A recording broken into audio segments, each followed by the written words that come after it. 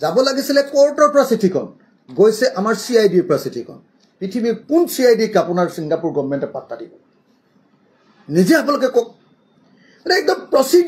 একদম প্ৰচিডিউৰেল একদম নিয়ম নজনাকে কামটো হৈ আছে এতিয়া কালি বক্তব্য শুনিলৈ আমি যেটো বুজি পালো দ্বিতীয়তে আপুনি চাওক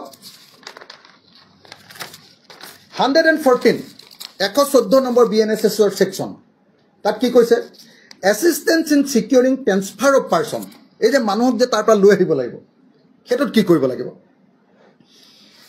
আপুনি শুনি লব দেই where a court in India where a court in India in relation to a criminal matter desires কোনে desire কৰিব লাগিব কোনে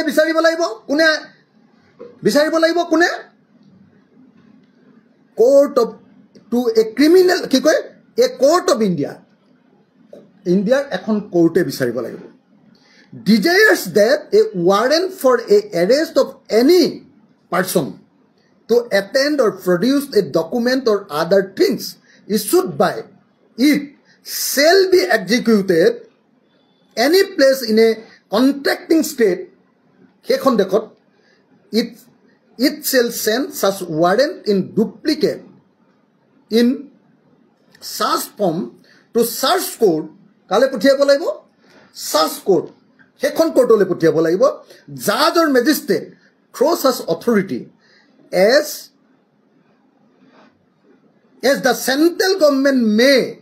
by notification specify in this behalf and that court judge magistrate as the case may be shall cause the same to be executed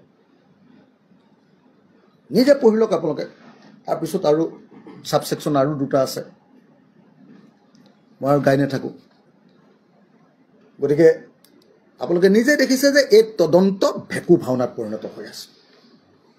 এই তদন্তৰ জৰিয়তে আমাৰ জুবিন দাই ন্যায় নাপায় ইচ্ছাকৃতভাৱে বোধহয় এই কাম কৰি থকা হৈছে নহলে যদি অজ্ঞতাবশত কৰিছে তেতিয়াহলেতো এই অফিচাৰ্ছ বিলাকক জেলতে দিব লাগে ইমান নজনা অফিচাৰ্ছে কি ইমান ডাঙৰ তদন্ত কৰিবলৈ আহিছে আমাৰ যুগৰ আটাইতকৈ ডাঙৰ শিল্পীজন যাৰ কাৰণে গোটেই অসমৰ মানুহ কান্দি আছে সেই মানুহজনৰ তদন্ত কৰিছে আৰু কৈছে যে আমি হোম মিনিষ্ট্ৰীলৈ লিখিছো আৰে তোমালোকৰ হোম মিনিষ্ট্ৰীলৈ লিখা চিঠি কোন ছিংগাপুৰে ৰিপ্লাই দিব দুবাৰ তোমালোকে